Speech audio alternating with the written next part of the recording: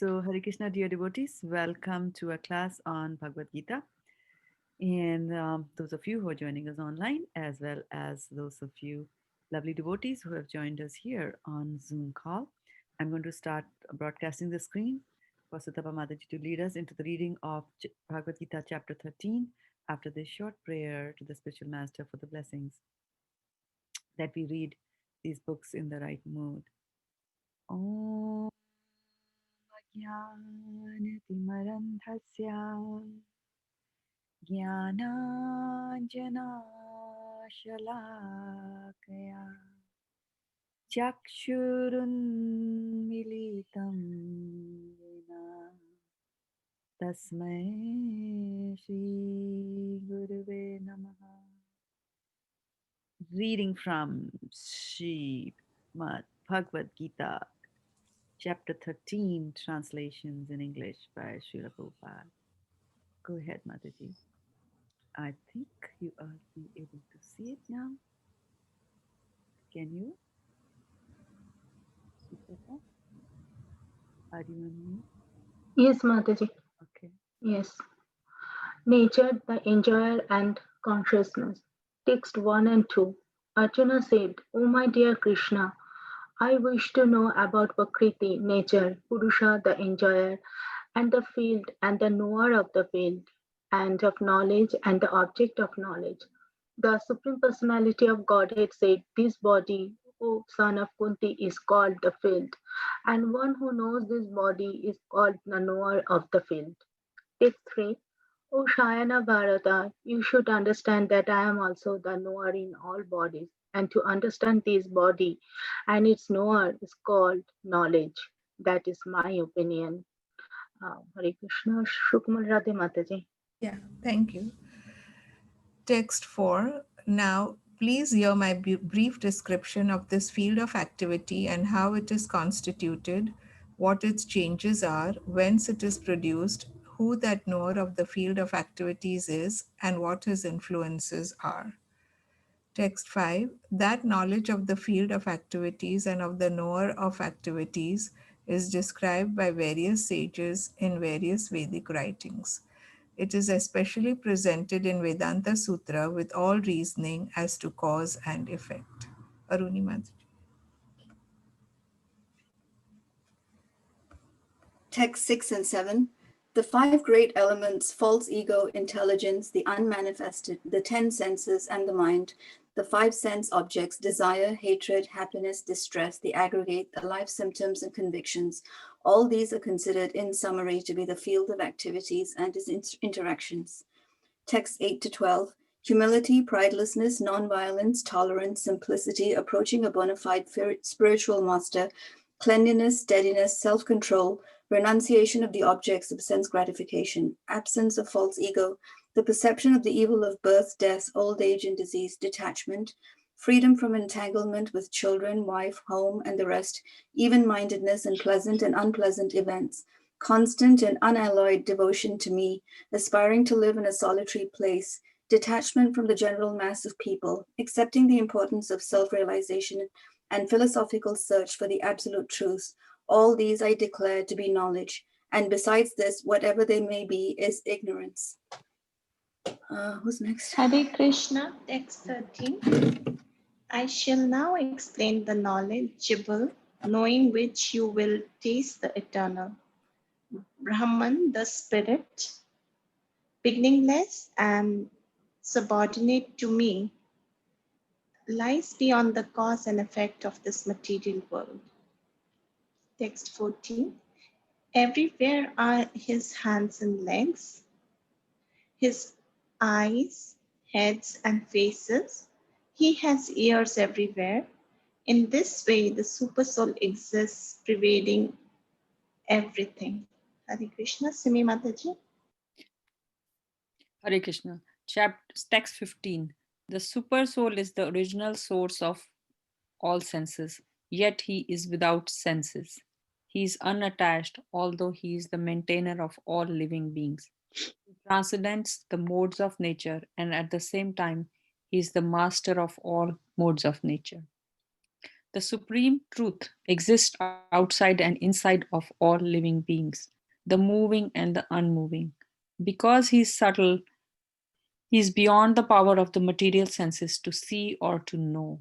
Although far, far away, he is also near to all. Varsana Mataji? I think we are still in her 7-minute window. Although the supersoul appears to be divided among all beings, he is never divided. He is situated as one. Although he is the maintainer of every living entity, it is to be understood that he devours and develops all. Text 18. He is the source of light in all luminous objects. He is beyond the darkness of matter and is unmanifested. He is knowledge, he is the object of knowledge, and he is the goal of knowledge. He is situated in everyone's heart. So, Tapa Mataji? Hare Krishna Mataji. Meera Mataji just joined. Yeah, Meera Mataji and Shruti, Priya. Shruti Priya Mataji also joined.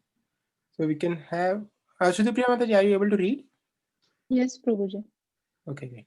So yeah, we have Shruti Priya Mataji and then Meera Mataji, followed by Sutapa Mataji. Please go ahead, Shruti Priya.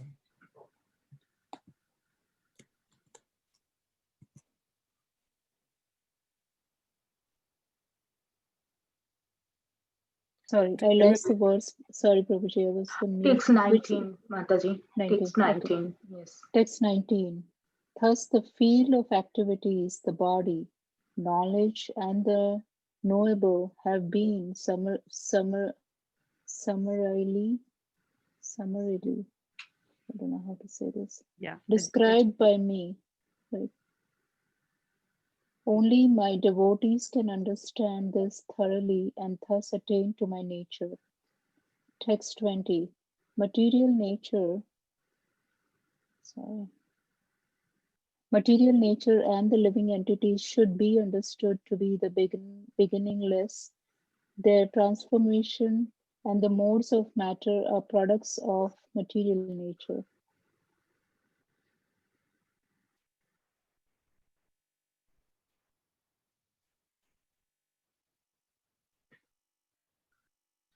Meera Mataji, your chance.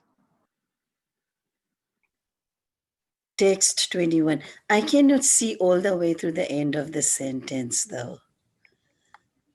So, okay, thank you. Text 21. Nature is said to be the cause of all material causes and effects, whereas the living entity is the cause of the. I cannot see anything after that. Can you touch your screen with your finger? Oh. Touch it and see if it helps.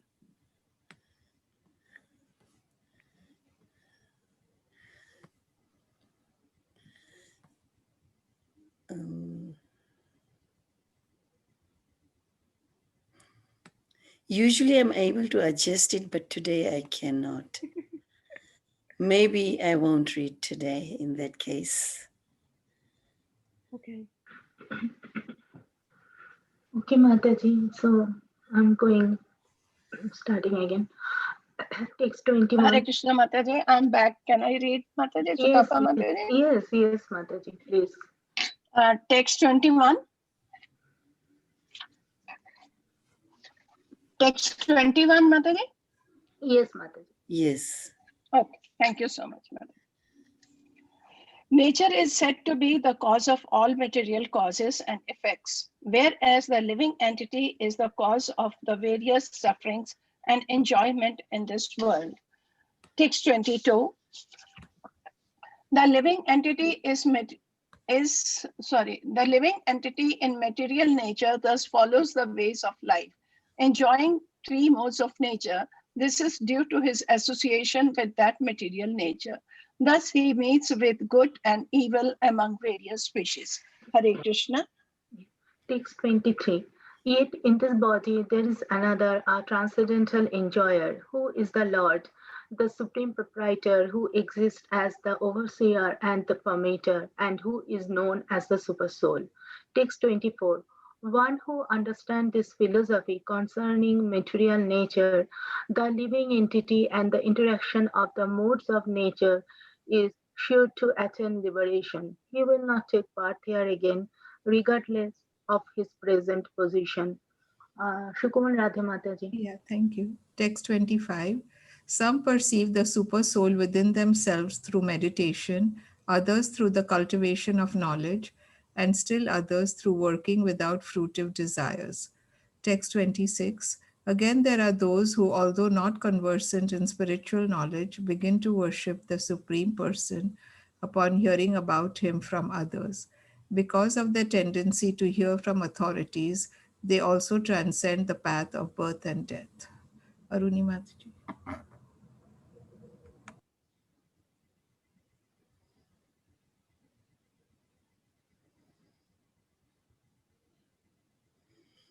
I can see right now. Can I read in the meantime? Please go ahead.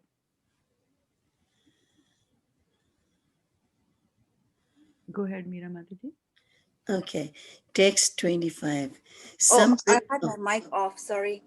Can I just sorry. continue? I was trying to say, can you make the screen bigger? And I didn't realize I had my mic off. Is it text 27? Yeah. So where do you all watch these? I'm just curious to know. Are you watching it on your devices or on your computer? When I'm on my computer, it's okay. But right now I'm on my iPad. So the text becomes smaller. So are you able to pinch it? Like, pinch your like that? Yeah, I just realized now and I did that. Yeah. Did that? Okay. Yeah. Yeah. I'm not able to scroll up, but I can zoom out. Okay. Is it text 27 I'm supposed to read? Yeah. Okay, text 27. O chief of the Bharatas. 25 and 26 done? I thought we did it, no? Sukamal Mataji, where did you stop? I read 25 and 26. Yeah, that's what I'm Okay. asking. Yeah. O chief of the Bharatas, know that whatever you see in existence, both the moving and the non-moving, a combination of the field of activities and the non-moving is only a combination of the field of activities and the knower of the field. Text 28. One who sees the super soul accompanying the individual soul in all bodies and who understands that neither the soul nor the super soul within the destructible body is ever destroyed actually sees. Is it Simi Mataji? It's my turn, but I want to see if Meera Mataji wants to read. Okay, yeah, I can see it now. Thank you. Okay. Hare Krishna. Text 28. One who sees the super soul accompanying the Text 29. individual soul. Oh, text 29. Okay. Text 29. One who sees the super soul equally present everywhere in every living being does not degrade himself by his mind. Thus, he approaches the transcendental destination. Text 30.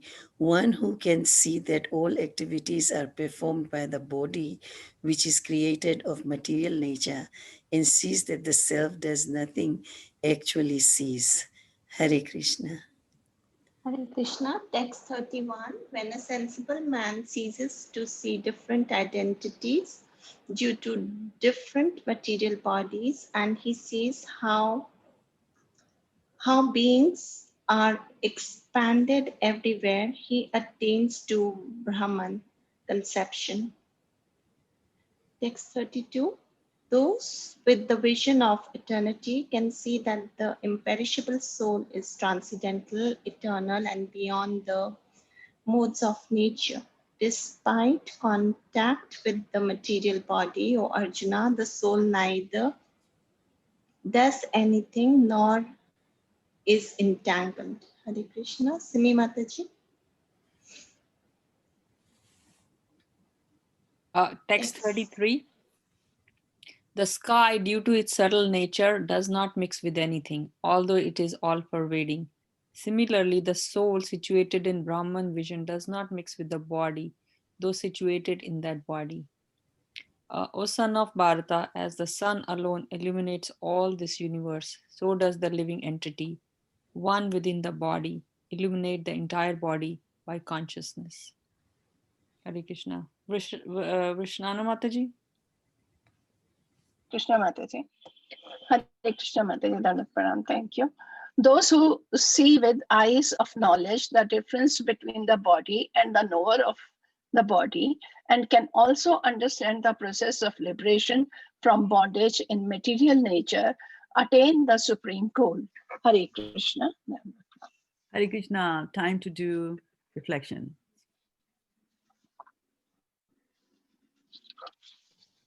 So Mataji, what is Brahman vision? Okay, we discussed Brahman vision a couple of days ago. So anybody remember? What is Brahman vision? Effulgence of the Lord, Mataji.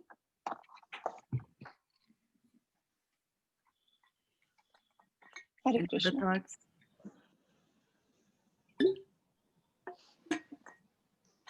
Is it seeing the Jyoti of the Lord? Mataji, is it soul being different from the body? Is that the... You are on the right path, but add the vision to it. Brahman vision. So it's to see the light Is of it? the Jyoti. Is that what it is? Isn't it? Okay. Hare Krishna.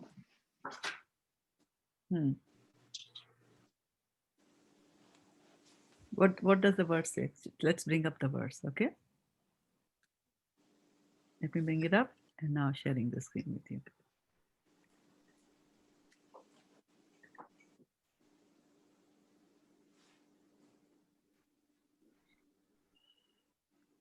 Okay, whose turn is it to read? Mataji, I read only 35, so I can continue reading.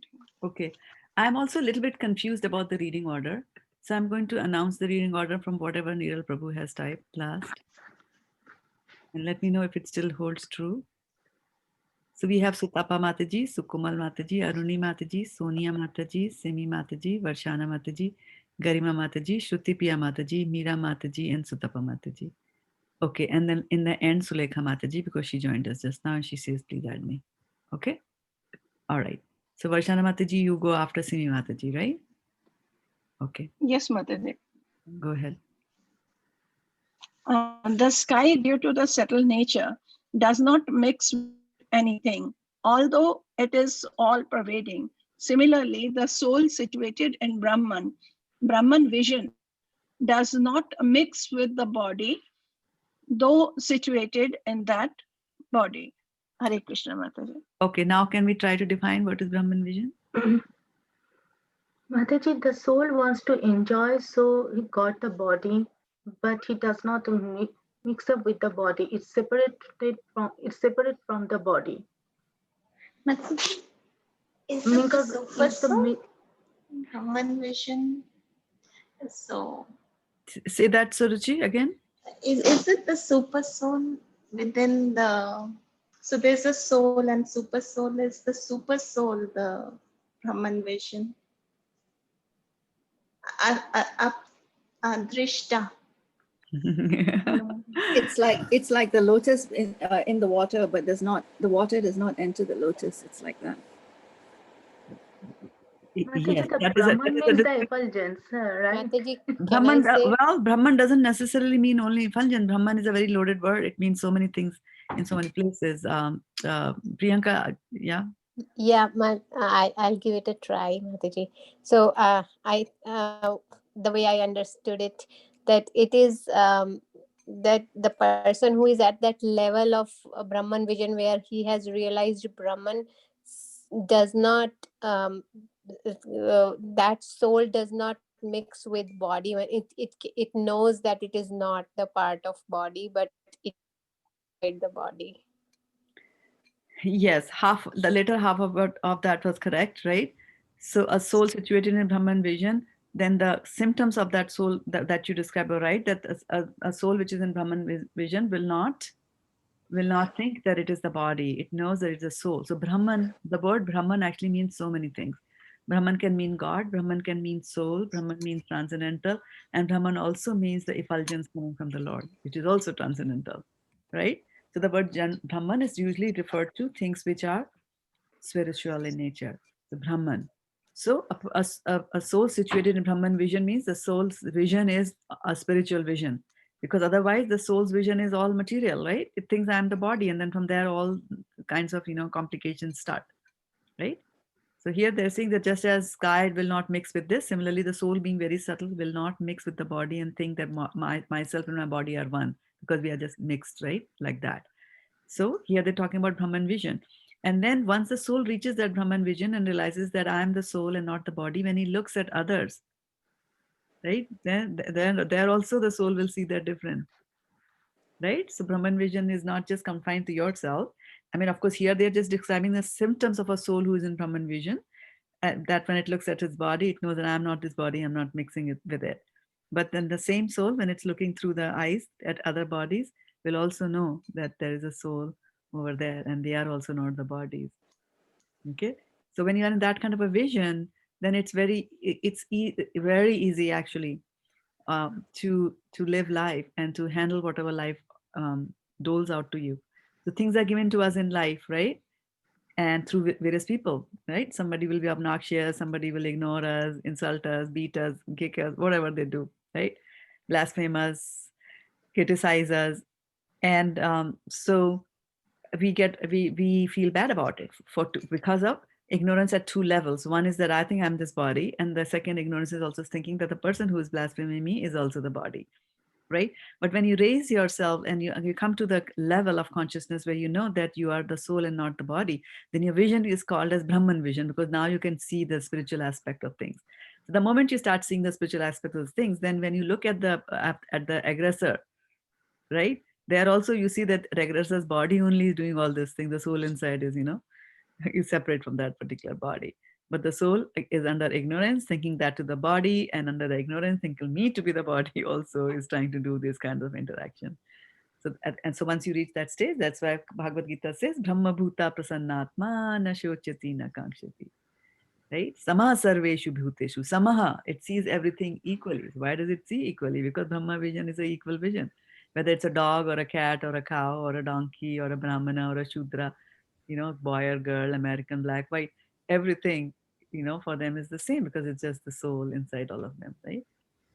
And good and bad, they will also see them as the same, whether they're good or whether they're bad. And the classic example is Jagai and Madhai in Chaitanya Charitamrita, where they went and, they were beating up Nityananda. Actually, they hurt his forehead also, but they were so merciful. They were so merciful to them, and they, brought them to the path where they could pursue devotional service, like that. So that's a Brahman vision. That's why Jesus Christ said that hate the sin and not the sinner. Mataji, one question. So, like Lord is all powerful, and so he could bring those people. He was merciful, and he could actually enlighten them and uh, basically deliver them. But what is the duty of a common man in this kind of situation, where somebody is just blaspheming our faith, or and then what do we do, because we don't have that type of power with us, and it hurts to um, like hear that kind of those type of stuff, and it's not in our capacity. But then sometimes if we don't pay attention, it feels like that, am I running away from our duty, or so what's our duty in this type of situations? Yeah. So you will try to do whatever is the best of your capacity. And we talked about the three levels of devotees. We talked about the Kanishta Adhikari, the Madhyam Adhikari, and the Uttam Adhikari. And Adhikari means that they have got some certain adhikars to be able to do certain things, right? So Kanishta Adhikari is just very junior, can't do much. And his knowledge of scripture, his or her knowledge of scriptures is very low, and their faith is also low. So they won't be able to make any changes. So if a person is that level, most likely, even if they hear the blasphemy, they won't feel very bad. They might even think that maybe what the other party is saying is right. They might even, worst case, get swayed and go and join the other party, like that. So that's the Kanishta Adhikari. The Madhyam Adhikari, his faith is strong, his knowledge of the Shastra is also strong, so, but not very strong, might not be able to defend other people's arguments on that, right? But the faith is strong. So even if somebody comes and blasphemes their religion, they will say, okay, fine, but I'll still follow it. They can't, their faith is very strong, they can't be swayed, but they won't be able to convince the other person that what they're saying is wrong. And then the Uttamadhikaris are the ones, right? Their faith is strong and the knowledge of the Shastra is also very strong. So those are the ones who convert. For example, Srila Prabhupada, right? Srila Prabhupada is not God. He said that, right? But he was able to convert like hippies into such sophisticated devotees. Because, he's a Uttamadhikari in all rights. He's like that. So the duties of a person also will change, according to the time, according to the place, according to circumstances. If you do not have the capabilities to counter argue there, then just leave the assembly if it's possible. And Vaisheshika Prabhu always gives a very good example. He says, like, wait a minute, I need to take this call. And then you just walk out of that place, right?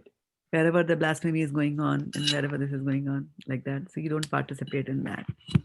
I mean, sometimes in Shastras, you will see some strong statements like, if you cannot do that, then you go and commit suicide, or, if somebody is blaspheming, you cut off the tongue and things like that, But, we are in Kali Yuga, we don't take to such measures. And Hare Krishna, Mataji. Yeah. Go ahead, Meera. You wanted to add something? Yesterday, Varshana Mataji told us a very emotional event in her life. And we all experiences emotions. And it's not that we are planning to feel that. We're not thinking, oh, we're going to feel it. But it just happens. So when we are emotionally when we are so emotionally feeling about certain events and unfortunate events in our life or about somebody, how do we at that time think of this knowledge and go above it and say everything is okay, this is okay? Not feel it. I don't know how to feel, how to with practice. With practice, it'll go away. With practice. Krishna also says to Arjuna, with practice, the detachment will come. And then Vasudeve Bhagavati Bhakti Yoga Prayojita. So here's the interesting thing about bhakti. It's almost like magic, right? For example, if you might want to say that I want to shed 20 pounds that I put on during COVID, then I can go to an exercise regimentation. They'll give me a stick exercise. I'll break my bones also trying to do that, and might achieve it or not achieve it, right? That's one way of doing it. Second way is that you can do some light exercises, go and do book distribution, engage in devotional service to Allah. Then also you can shed the weight. So whenever you connect things with the Supreme Personality of Godhead, or still you can even pray. I still remember when I was in school that this was a joke that my friend was telling me. We were all in 8th grade, and we were doing some geography, and they were teaching about an island called Madagascar. Now I have forgotten where Madagascar is. Maybe it was close to Africa, or I don't know where it was. But anyway, the name has stuck. So we were just discussing, where is it, like that. And then this girl said that, oh, you know what? Some person, one girl was asked by her geography teacher that where is Chicago? And so when she answered the question, she said that Chicago is in Europe. And then, of course, after the exam is over, everybody started discussing, and she realized that she was wrong. That they said, no, Chicago is in America, and she had put that on the map as inside Europe. So this little girl goes and starts praying to the Lord and says, Lord, please move Chicago to Europe, because I answered like that. So, and we all laughed at that, and we were actually laughing at the folly of the girl, that instead of praying and saying that, can you move Chicago back from Europe to America in my answer sheet, she was actually praying to the Lord and saying, please move the actual Chicago to Europe, because I gave that answer. But many, many decades later, I realized that look at the faith that she had in the Lord. She thinks that he can do everything. So when we approach the Lord, right? When we approach devotional service, it is magic. It is magic like that. After all, Krishna did lift something, which is much bigger than Madagascar, actually, the Govardhan Hill, the Govardhan Parvat. Whatever we see of the Govardhan Parvat is not the complete thing. It's many, many, many, many miles tall. Our eyes cannot see it, some parts of it. So he lifted all of that. And so Krishna is capable of doing those things. So when you do devotional service, then the Srimad Bhagavatam says, Vasudeva Bhagavati Bhakti Yoga Prayojita Janyat Ashu Vairagyam Jnanam Cha Yad Ahetukam. So he says that when you go and do devotional service to the Lord, then you will get, right? Janyat ashu, very quickly. What is Janyat means is born. What is born very quickly? Janyat ashu vairagyam, the detachment. The detachment will come. The detachment will come. And actually, this particular verse that we're going to do in Bhagavad Gita Chapter 12 today will talk about, being, we have to be detached. Otherwise, and yesterday I talked about our, emotional energy, right? Our emotional energy. And then we have to make sure that we conserve the emotional energy and use it in the right place, right? I mean, I know of a devotee of the Lord. She recently had her relative passed away. The relative died, and so she was very devastated and full of grief. Like her grief energy was very, very strong. And then she was talking to me. I said, just try to use your energy some other place. Why don't you use it for seva? Why don't you, distribute some books in the name of your dear departed? And that's what she did. And you will not believe this. The second day onward, she was smiling. Until today, she's smiling. And now when she talks about her, a dear departed, she's always talking with a smile, and she's happy, and things like that. So you know when you so is she detached from her grandma? No. She still does. She love her grandma who had given her so much in her life? Yes, she does loves her. But that strong attachment, the lamentation, all that has finished. Like that. Why? Because you're connected to Krishna. So our constant thing should be, we should connect to Krishna. And also we should not take pride on about things. I mean, when I was young, I lost my best friend. She was 18, and she was actually coming to my home to meet me, and she died on the way from an accident. So I was devastated by that death. I couldn't just understand what happened. And every day I would dream of her, that we are going together and things like that.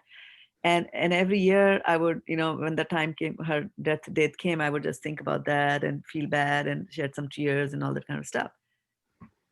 And then later on, I was talking to her mom, and so one of our common friends to that girl, she approached that girl's mom, and she said, as soon now by this time, we had all settled into our jobs and we were in different cities, but this girl went to the mom and said, the deceased girl's mom, and said, um, now this girl who went, let's call her Miss Y, right? So Miss Y went there, and Miss Y was now a bank manager, and so one of her jobs was to get customers for the bank. They have a target to get that. So now you go through a list of people that who are going to open a bank account for you. So she saw this one. So after 10 or 15 years after the child's death, our common friend's death, she went to the mom, and she looks at the mom, and she bursts out into tears, like copious tears, like that. And then, after all that, then she says that, will you open an account in my bank and all that. So this happened, I don't know, I was in a different city. So when I went to meet my friend's mom, because she was, I went to meet my parents, so I met her as well. And so she was a little bit agitated at this behavior, that she never called her for as many years as had passed by after her daughter's death, and then now she comes. And one of the things that she was saying was that, I did not like the way she started crying by saying to me, I know these are crocodile tears, she had come here to get a thing. And one thing which struck me very much by what she said was that, I have forgotten my daughter. I have moved on in life. I forgot the fact that my daughter died. What's the big deal with her that she's crying?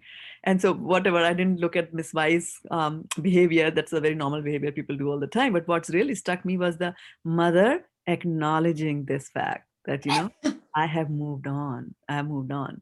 And in moving on, she has found her peace, right? Otherwise, she can lament. So what I'm saying is that you do reach that stage. You can reach that stage.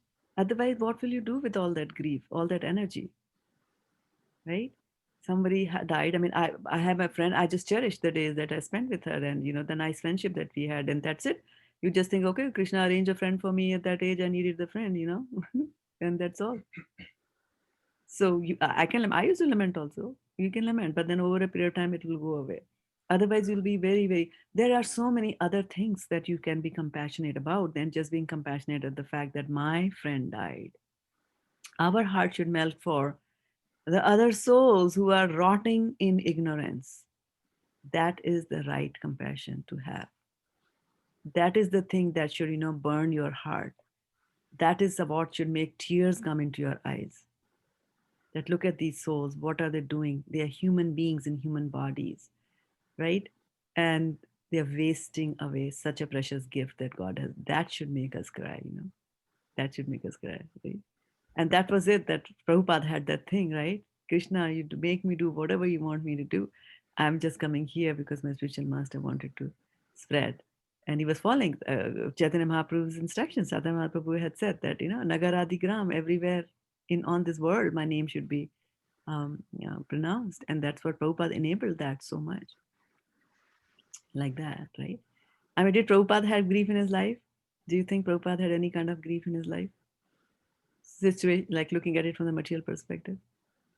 I'm sure he Yes, did. Give me an example of grief in Prabhupada's life. One time he was going to a printer and then a bull came and attacked him and he fell flat and his whole body was achy and he was like really crying to Krishna like, I'm going for your work and why is this happening to me? Yes, and that was soon after he took sannyas. Sannyas. Right? I mean, I've given everything to you, Krishna. I've dedicated. I don't have anything. I'm not keeping things happen. Well, even before that, you fast, you roll back 30 years, 40 years when he was married. What kind of a marriage did he have? Very bad. He didn't like his wife. There you go. His wife sold his book for There you go. Yeah. Right? So there are things in people's life also. And so that is why yesterday's verse from Bhagavad-gita was very, very powerful. It said, Yo na hrishyati na dveshti na shochati na kankshati. So hrishyati, dveshati, I had said, was something which is happening to you in this present moment. And na shochati, what happened in the past. I'm still lamenting for that. And what happens in the future. I'm afraid of that and crying again for that. So don't, and that is the energy Krishna is saying, that don't waste your energies in any of these three directions, present and past or the future, by either reacting to certain negative things that are happening to you or worrying about ones that happened or fearing about those that are going to happen. So he was very, very, that's why I'm saying that yesterday's verse was very powerful. And the way Krishna has summarized, the whole thing in just 2 lines. And it's a very, very powerful message. And he's saying, don't waste your energy. Don't waste your energy into these things, right? I mean, you have to bring in philosophy at certain points in time. I mean, I remember if somebody used to say something to me when I was young, I would feel bad for hours and hours and hours together. If somebody, even in my office, pointed out something, I would go into the bathroom and cry, like that. And now when somebody shouts at me at work, I'm like, they're going through something in their life. They're the ones who are going through emotional thing. I don't care, that's like that. So Shastras, you have to apply your Shastras. When you start applying the Shastras, your life will become easy. So that is the practice I have to do, because I need to calm down my mind. Because all the time, this material world, something or the other is happening to agitate me. Right or right? Yes, Mataji. Right. Something happens all the time. Yes, Mataji. Agitation can come through the television. It can come to you through WhatsApp messages that people sent to you or yours that they did not read. Like that. People saying something, people not doing something, people not keeping their promises, appointments, like that. So all these kinds of things are going to keep on coming at you. And that's what Krishna is saying, that, you will be very dear to me if you just try to overcome this. And I have given you knowledge. This is 12th chapter. I gave you knowledge 10 chapters ago. I told you, and like he's saying to Arjuna, you are the soul, not the body. So why are you lamenting? Right? And so this is something we have to keep on reminding ourselves over and over, over and over, over and over again. That, where should my focus be? Where should my focus be? What am I supposed to do in life? Why am I here? And how can I carry out Krishna's instructions? How can I propagate this movement forward? Those should be my queries, not why did this happen to me? Why did this happen to me? No. The laws of karma we have understood. Read chapter 3. Right? We know what goes around, it comes around. Like that. Great. I mean, I had forwarded you all. I don't know how many of you watched that video. I had forwarded a video on WhatsApp. Did you all watch it on karma? Mataji, the one about karma? Yes, Mataji, there was this truck was That was coming funny, and Mataji. they hit with the car. That one. Which one? That one truck was coming and there was and there was a car. So the car did not hit the truck. It was that video you're talking about, and it was written laws of karma. No. I think That is not laws of karma. That is Rakhe Krishna Mareke. A big truck was coming, right? And hit the car, and nothing happens to the car. Well, doesn't hit the car. That car just goes through, and the truck goes and hits you. That's Rakhe Krishna Mareke. Krishna Mareke. Yeah. I think the video was about how whatever you do comes back to you. Like it was like the shopkeeper, one manager, he gets hit by a shopkeeper due to whatever reasons, and so but he couldn't do anything, that person. So he goes home, and he in turn shows his anger on his wife, and that wife she shows anger on the eldest son. The eldest son goes to the small his younger brother. And the younger brother said, I can't do anything. What will I do? So he just goes out and kicks the dog. And the dog was angry, and then he just goes and bites whom? That shopkeeper who had slapped the, the person, the manager who was there. So, I mean, it comes back, right? So the shopkeeper shouldn't have slapped in the first place or been abusive in the first place. So that's exactly. So now if the shopkeeper starts lamenting, thank you so much for watching the video. So if the shopkeeper starts lamenting, that why have been bitten by the dog, you can trace it. I mean, you can't trace it, but our people, the intelligent people above are doing it, organizing all that for us. So once you understand that philosophically, that why did the dog bite me? And what does the devotee say? The devotee say, thank God only a dog is biting me. I was supposed to be bitten by a lion, eaten by a lion. You have given me lessons, right? So when the philosophy gets mingled with devotional service, right? Pure philosophy is also not good. And pure just, religion is also not good. Just, sentiments can also be there. But when you combine the two of them, you understand it properly. And then when you apply it, then you know, like that, right? So, so that's what it is on this. Mataji, I have one question about the soul and the body. So, so we say like body is confused that I am this body and not the soul. But why is soul confused that I am this body? It is the soul that is confused, not the body. It is the soul that is confused and not the body, because body does nothing. Body is dead. It's only the presence of the soul that makes the body active.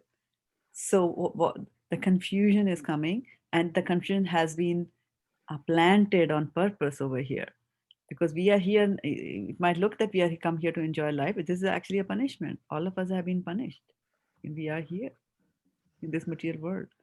This has been created to us. We have been given this material body, and we have been given the eighth element we talked about, right? Ahankara. So the eighth energy of the Lord, the eighth material energy, the ahankar, that makes a person false ego. It makes a person think that I am the body. And through that, by that thought process that I am this body, the soul is made to enjoy or suffer because of the body. And that is how the punishment or the reward are meted out to the soul, like that. So it's always the soul at the center who's thinking, who's feeling, who's willing. Everything is the soul that is doing. Others are just servants. The mind is just going to present. Mind is very neutral. All that the mind can do is to dish out, go into its pocket and present some thoughts. Here this one, here another one, here another one. That's what it all does passively. Then the intelligence, which is on top of the mind, is a little bit in the mode of passion and does the work. It's like, oh, this one bad, this one not good thought, this one no, don't touch it, like that it'll do. And then the intelligence will say bad thought. But then above the intelligence is the soul. Even after listening to the buddhi, which is saying this is bad, the soul can still decide to do it. And that's why we say durbuddhi. Right?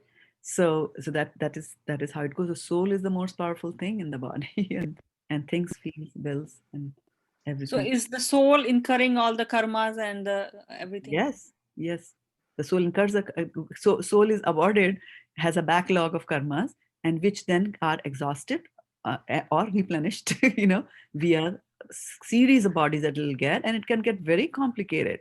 Like we all have been through millions and millions of births. It is that complicated.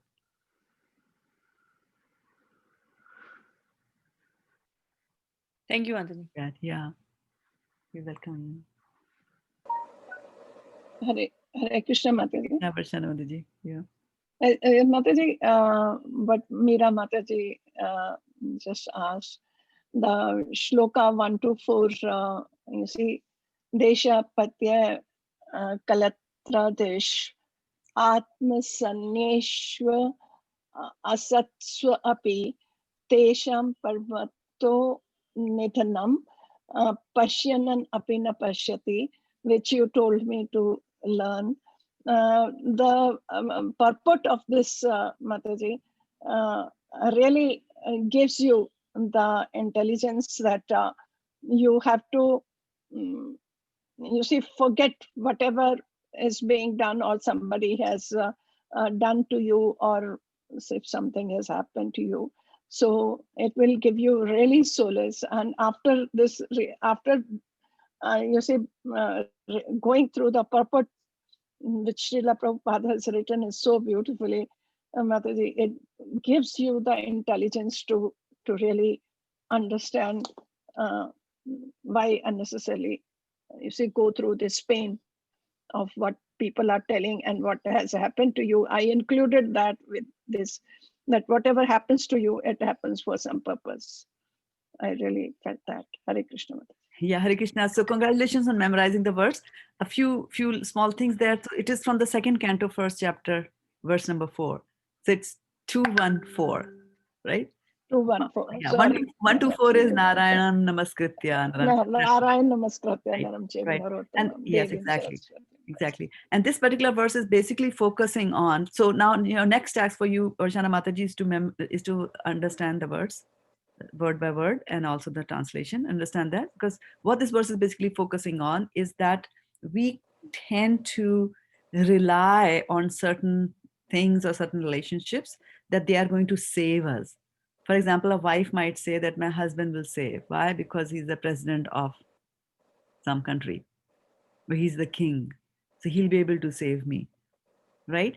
Or a husband might think that, my wife is Sati Savitri, she'll be able to save me when the Yamdutas come. So Deha Patra Kalatra Deshu. So he's saying, right? Or sometimes he might think, I have got 100 sons. They're going to take care of me. Now in life, they will earn and take care of me in the old age. I can go from one son to another son to another son to another son, right? Like that, I'll spend my old age. I can think like that. And then even after I'm dead, they will do the Shraddha ceremony for me so that I can hang in the heavenly planet.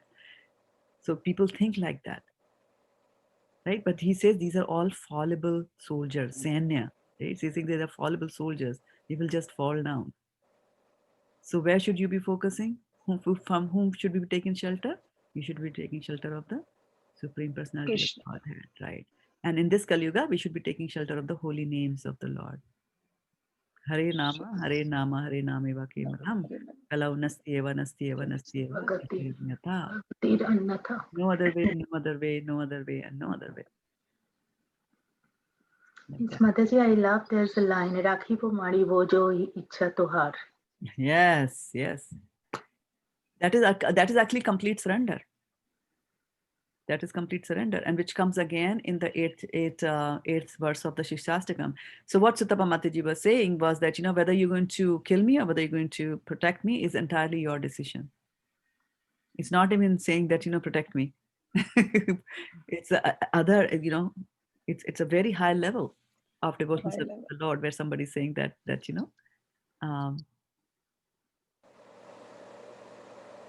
I am yours. And this is exactly what means. Krishna te hamaro, Krishna rakare. So when you say I am yours, what exactly does it mean? That when a wife goes and says to the husband, I'm yours, what exactly does it mean? Right? Then they should not complain if the husband does anything. So therefore, never say such words. I'm yours. Because then they can do anything, right? If I have a car, the car is mine. I can take a hammer and break it to pieces. It's my car, right? So similarly, here they're saying to Krishna that whether you're going to kill me, whether you're going to protect me, it's your decision. I'm yours. And actually, that is a fact. The moment you realize the fact, right? And to understand the fact are the leelas and the stories and the philosophy and everything and the vastness of this universe and the complexity of this universe, to understand how great and wonderful Krishna is. Because we are little jiva solas, but we have such bloated egos that we don't want to bow down before Krishna. We don't. Every now and then there is this little complaint that keeps on coming from, why do I have to do it? Why did Krishna build this? Why did Krishna have to do this? Couldn't he have done this? So, and we will gradually move. I mean, I've been watching you for so many years, right? I can see the changes. Even if you don't see the changes, I see them like that.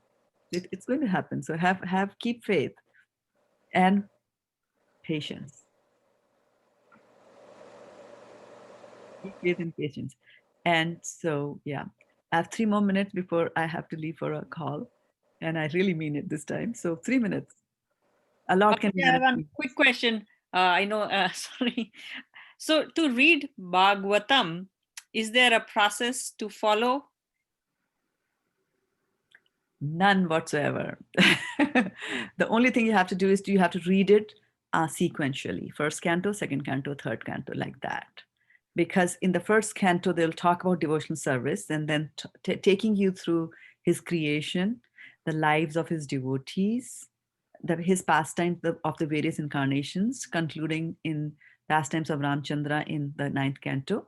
By that time, you are reading all this, you will be convinced that Krishna is indeed the Supreme Personality of Godhead. And once your consciousness comes to that level where you are accepting Krishna as the Supreme, then only can you relish the 10th canto of Bhagavatam, where Krishna is going to lift the Govardhan hill on his hand, right? So up until that, if our consciousness is not like that, then there is no point. Then for me, it's another Harry Potter story written for my... Mataji, is it okay to read this like because it's just a story, it's like, just the translation, not the, there are no shlokas here, right? So why don't you read just the slokas? I do not know about this book and the translation, the source, but I typically we read Prabhupada's books.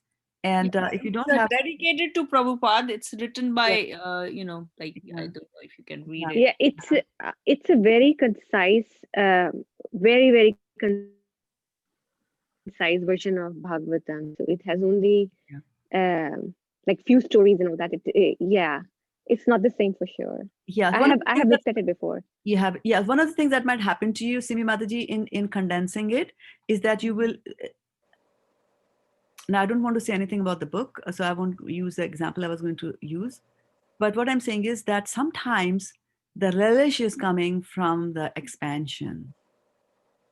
Like to set across a point or to explain a point to you. For example, if I were to explain the point to you and say that the soul should not have any attachments, that's a point. You understood, right? What is there more to tell you? Mm-hmm. But then the Bhagavatam will tell you the story of, Chitraketu, what happened to him. He had 1 million wives. None of them are having a child. And then, then Angira Rishi comes and he begs for a son and he says the son is going to give you like that. So it's going to tell you in the story form. So that relish will be there. Also remember that about Srimad Bhagavatam, especially Srimad Bhagavatam, is that it's not about finishing it. It's about relishing it. And the verses of the cantos of Srimad Bhagavatam actually equate to Krishna's bodies. And it is said about Bhagavatam that this Krishna Swadham Upagate Dharma Jnanadi Bhi Saha Kalau Drishnasham Echa Puran Arko Adhino Uditaha.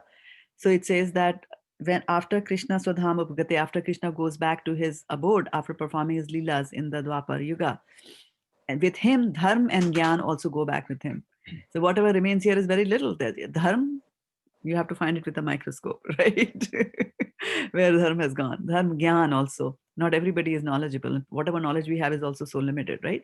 So dharm, gyan, adhi, bhi, saha, and dharm, gyan, and all the other goodies, etc. They also go back with him, because that's how the Kali Yuga is, right? So after Dwapar, Kali Yuga comes. So Krishna, when he goes back, Kalau drisht nisham esha, and then in the Kali Yuga, people who are blinded, drisht nisham, that eyesight is gone. And why eyesight is gone? Because what I said, that Brahman vision is gone, that you were talking about in chapter 13. That vision goes away. Earlier, people used to be very spiritual. In every family, they were focused on, the Vedic principles. They were living life according to the Vedic principles. There were puja of Krishna every time. Now you can contrast and see what is happening. We're completely blinded, and we are thinking that material world is everything, and so we are the biggest blind fools that we are, and so we run after that also.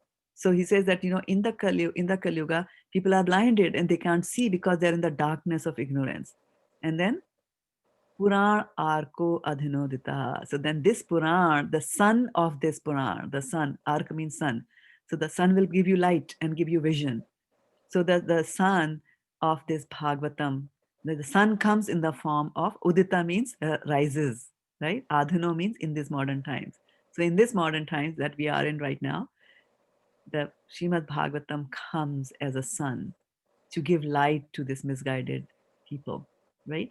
So it is Krishna, and Krishna comes back, and it's known as literary incarnation of Krishna. And so different cantos of Krishna equate to different bodies part. And just to cut a long story short, because I'm getting late, so the first two cantos are the lotus feet of the Lord. So even if I spend my whole life just reading canto 1 and 2, and I die without finishing all the cantos, I have died at the lotus feet of the Lord. What more can we want, right? To die there. So remember, Bhagavatam is about relishing and not finishing. And if you want to relish, then please come and join on Friday at 7 o'clock, where we're doing prayers of Queen Kunti. So every week we do that. I don't know, Barshana, for how many years have we been doing it? I think this is the 5th year, I think, or 6th. And we have only done 8 chapters, but we did every verse from all the Yes. chapters, one, sometimes going over, repeating, sometimes I'm traveling and not there. So you go there, Bhagavatam will have its own effect. And the beauty of that is that if you take to Bhagavatam and pray to Bhagavatam will give you the life, then Bhagavatam will arrange time in your life that you'll be able to do all the cantos. If you want to know more about it, then exchange notes with Varshana Mataji. She just finished recently reading that. It took her some years, but she did that. Okay. Thank you, Mataji. Hare Krishna. You're welcome. Having said Thank that, you, Mataji. Thank you, Mataji. Hare Kalpatarubhyascha Sitaram Vaishnavaya Namo. Premanande. Hari Bo. Thank you so much for joining on Facebook as well as Zoom. Have a good meeting at the hospital.